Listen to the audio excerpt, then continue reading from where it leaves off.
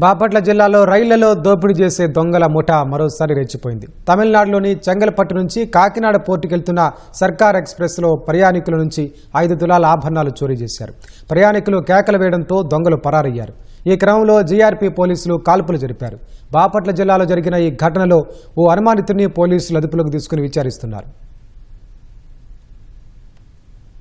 బాపట్ల జిల్లా Appikatla railway station సమీపంలో సర్కార్ ఎక్స్ప్రెస్లో చోరీ జరిగింది.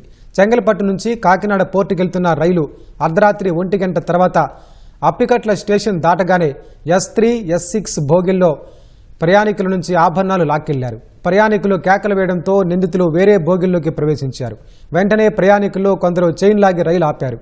అదే రైల్లో ఉన్న జీఆర్పీ, ఆర్పీఎఫ్ సిబ్బంది బోగీలు తనిఖీ చేస్తుండగా నిందితులు రైలు దిగి పరిగెత్తారు. 6 నిందితులు 4 భర్తిపూడి వైపు, 2 అప్పికట్ల వైపు వెళ్లారు. అదే సమయంలో రాత్రి గస్తీ నిర్వహిస్తున్న జీఆర్పీ పోలీసులు వెంటనే అప్రమత్తమయ్యారు. స్టేషన్లో కాకుండా వేరే చోట రైలు ఆగిన విషయం గుర్తించి నిమిషాల్లో అక్కడికి చేరుకున్నారు. పారిపోతున్న దొంగలపై కాల్పులు జరిపారు. అయితే చీకటి కావడంతో దొంగలు పరారయ్యారు.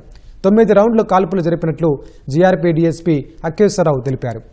దొంగలు వదిలి వెళ్లిన 2 బ్యాగులను పోలీసులు స్వాధీనం చేసుకున్నట్లు చెప్పారు. 1 గంట సమయంలో సర్కార్ ఎక్స్ప్రెస్ చెంగల్పట్టు నుండి వచ్చేటటువంటి ట్రైన్ లో అప్పికట్ల నుండి బాపట్ల వైపు, అప్పికట్ల నుంచి సుమారు ఒక 500-600 మీటర్ల దూరంలో జనరల్ కోచ్లు ఏసీ చేసి అక్కడ నుండి S3 లో, S6 లో 2 చైన్ స్నాచింగ్స్ నిద్రపోతున్నటువంటి ప్యాసింజర్స్ వల్ల నుండి స్నాచ్ చేయడం జరిగింది. ఆ 2 చైన్ స్నాచింగ్స్ తర్వాత ఈలోపు బీట్ అక్కడ ఎస్కార్ట్ లో ఉన్నటువంటి కానిస్టేబుల్ విజిల్స్ టార్చర్ చేసుకుంటూ S6 వచ్చిన తర్వాత వాళ్ళు ట్రైన్ లోంచి దిగి ట్రైన్ మీద స్టోన్ బిల్డింగ్ చేయడం జరిగింది. పొలాల్లోకి పారిపోతుండగా వారి మీద వెపన్ ఫుడ్ పెట్రోలింగ్ పార్టీలో ఉన్నటువంటి కానిస్టేబుల్ రవికుమార్ తన దగ్గర ఉన్న SLR వెపన్ తో 9 రౌండ్లు పారిపోతున్న నేరస్తులపై ఫైర్ చేయడం జరిగింది. ఉన్నటువంటి సిబ్బందితో లోకల్ పోలీసు కోఆర్డినేషన్ తో ఈ నేర స్థలానికి ఎటైతే పారిపోయారో ఈ చుట్టుపక్కల సెర్చ్ పార్టీస్ సెర్చ్ చేస్తా ఉన్నాయి. ముద్దాలకు సంబంధించినటువంటి 2 బ్యాగులు మనకు దొరకడం జరిగింది. ఆ 2 బ్యాగుల్లో ముద్దాలకు సంబంధించినటువంటి కొన్ని వస్తువులు, అదేవిధంగా వాళ్ళు సిగ్నల్ ట్యాంపరింగ్ ఉపయోగించేటువంటి రూపాకాయను ఉండడం జరిగింది. ఇటు పరిస్థితుల్లో ముద్దాయిల్ని పట్టుకొని చట్టం ముందు నిలబట్టి కఠినంగా వారికి శిక్షలు పడే విధంగా కేసు దర్యాప్తు చేస్తాం.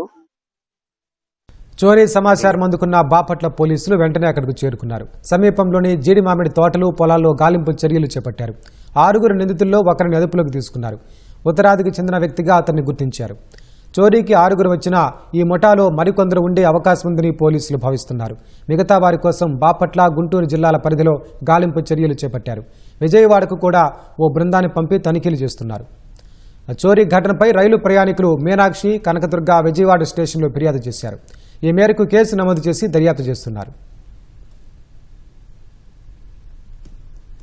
ఏప్రిల్ 19న నర్సాపూర్ వీక్లీ ఎక్స్ప్రెస్లో అప్పికట్ల సమీపంలో ప్రయాణికుల నుంచి 12 తులాల బంగారం ఆభరణాలు చోరీ చేశారు.